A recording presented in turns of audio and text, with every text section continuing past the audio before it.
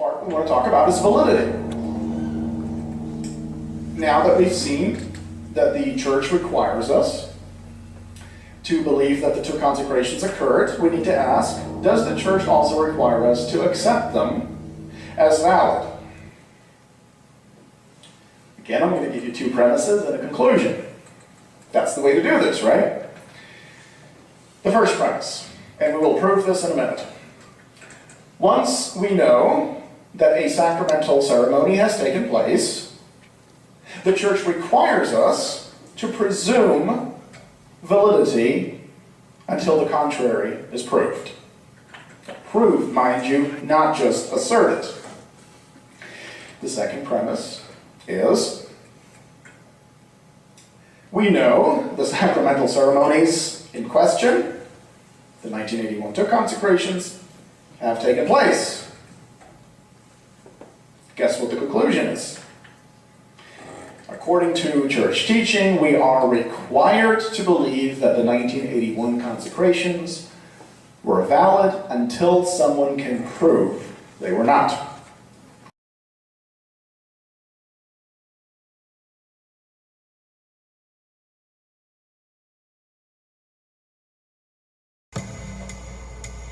Mario Dirksen, through the website known as Novus Ordo Watch, judged the consecration of Bishop Joseph Pfeiffer by Bishop Neil Webster to be invalid. The basis of this argument, as they say, quote, lies in the fact that Bishop Webster mangled the 16 essential words that are absolutely necessary for the episcopacy to be conferred on a priest. Come with us as we demonstrate the invalidity of Mario Dirksen's claim, and ultimately prove the validity of the consecration of Bishop Joseph Pfeiffer. If we wanted to prove the contrary, we would have to demonstrate the following things. Now notice the key word is demonstrate. Not insinuate, not suggest, not wonder out loud, but demonstrate. Demonstrate. Not insinuate, not suggest, not wonder out loud, but demonstrate that Bishop Took did not use the correct matter, the laying on of hands, or the correct form, which would be the 16-word prayer at the end of the preface when consecrating, or someone would have to demonstrate that Bishop Took did not have the intention to do what the church does. If I wanted to demonstrate that Bishop Took did not consecrate bishops, I'd have to demonstrate, again, either that he didn't impose hands, or he didn't say the right prayer, or he didn't have the intention to do what the church does. And as far as that intention business, it would have to be externally manifested.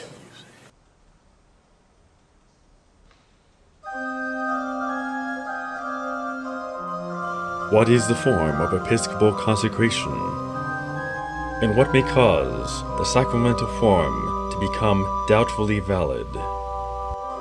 Firstly, the form of episcopal consecration lies in the 16-word formula at the end of the preface, which consists of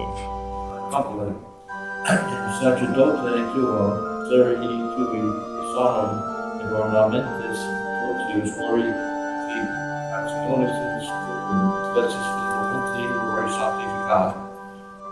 Sacramental theology teaches us there are two ways a form of a sacrament may be changed: substantial and accidental. One invalidates a sacrament, while the other one does not. Substantial change refers to a change in substance. For example, when a man dies, his soul leaves his body, and therefore there is a substantial change, because the essence of a man has left the body, whereas accidental change refers to that which surrounds the substance. Though a man lose all his limbs, his legs and his arms, as long as his soul is still in his body, there is no substantial change. So too goes the validity of a sacrament. As St. Thomas Aquinas says in Summa Theologica, if he who corrupts the pronunciation of the sacramental words, the sense of the words be not entirely lost by this mispronunciation, the sacrament is complete. For they have reported that there was a priest in the province who was so completely ignorant of the Latin language that when he was baptizing, because of his ignorance of Latin speech, breaking up the language, said, Baptizo te in nomine Patria et Filia et Spiritus Sancti. That is to say, I baptize thee in the name of the country, and of the daughter, and of the Holy Ghost. And in account of your honored brotherhood, has considered rebaptizing, but of the one who was baptized, not introducing an error or heresy, but through mere ignorance of the Roman speech, by breaking up the language, baptizing, he said, as we mentioned above, we do not agree that they should be baptized a second time. Mario Dirksen, in order for him to back his claims, must, in his own words, we would have to demonstrate the following things. Now notice the key word is demonstrate. Not insinuate, not suggest, not wonder out loud, but demonstrate. The 16 essential words necessary for episcopal consecration were substantially changed. That is also to say, substantially corrupted, to the point where the sacrament became invalid. Guess what the conclusion is? According to church teaching, we are required to believe that the 1981 consecrations were valid until someone can prove they were not. So, we would have to demonstrate the following things. Now notice the key word is demonstrate. Here lies Mario Dirksen's three proofs. Insinuate, not suggest, not wonder out loud, but demonstrate. First demonstration. What he actually says is very difficult to transcribe, so we won't even try. Second demonstration. Instead, everyone can listen to it for himself. And finally, fail. Mario Dirksen's accusations of sacramental invalidity hinges entirely on these three proofs. As we see in Mario Dirksen's part of the video, what he should have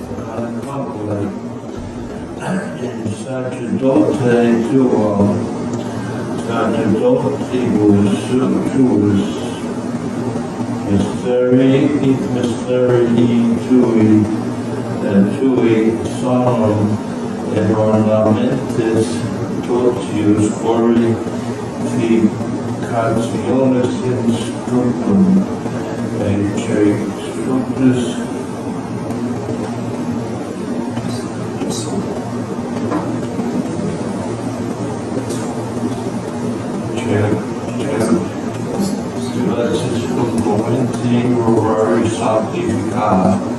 Video, what he should have said. Mario Dirksen proved that Bishop Neil Webster said what he should have said, that is, the 16-word formula of the Episcopal consecration found at the end of the preface. Now let us take a look at the words of the form of Episcopal consecration as pronounced by Bishop Neil Webster. The text overlay is taken from the 1894 Pontificale Romanum that was used in the ceremony.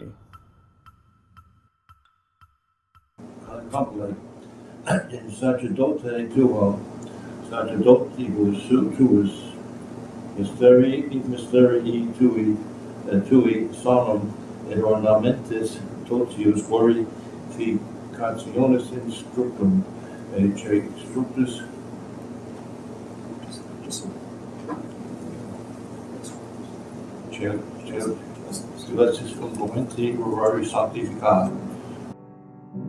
Mario Dirksen's first point, which goes, what he actually says is very difficult to transcribe, so we won't even try. And yet, in his video, in what he should have said, he perfectly aligns the text with what has been said.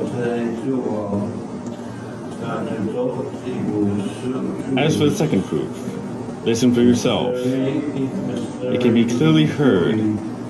What Bishop Wetzer said perfectly matches what Mario Dirksen wrote down in his video as a form as a sacrament. Now let us look at the last proof, fail. It is Mario Dirksen who has himself proven that he has failed. We will now demonstrate the many ways that Mario Dirksen has failed. To show a substantial change in words in the formula of episcopal consecration, fail. To demonstrate a substantial change in meaning, fail. The only thing Mario Dirksen has succeeded to do is to spread scandal throughout the whole world by the use of the internet. To spread false information about the consecration of Bishop Joseph Pfeiffer. And that is a grave sin.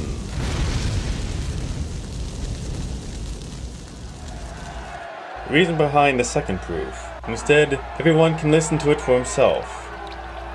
By doing this, Mario Dirksen washes his hands of the burden of proof.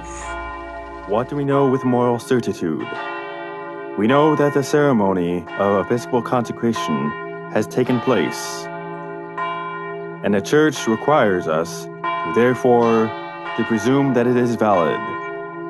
And as Mario Dirksen himself says, presume it is valid until it is proven that it was not. Mario Dirksen has not proven that it is invalid.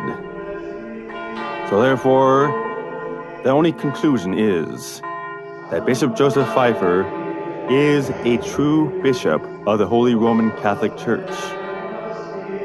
Based on these facts, we know that Mario Dirksen must recant his baseless accusations. If Holy Mother Church requires us to hold as valid these sacraments, who is he to do otherwise? Bishop Joseph Pfeiffer was truly and validly consecrated a bishop for the Holy Roman Catholic Church, for the glory of God and the salvation of souls.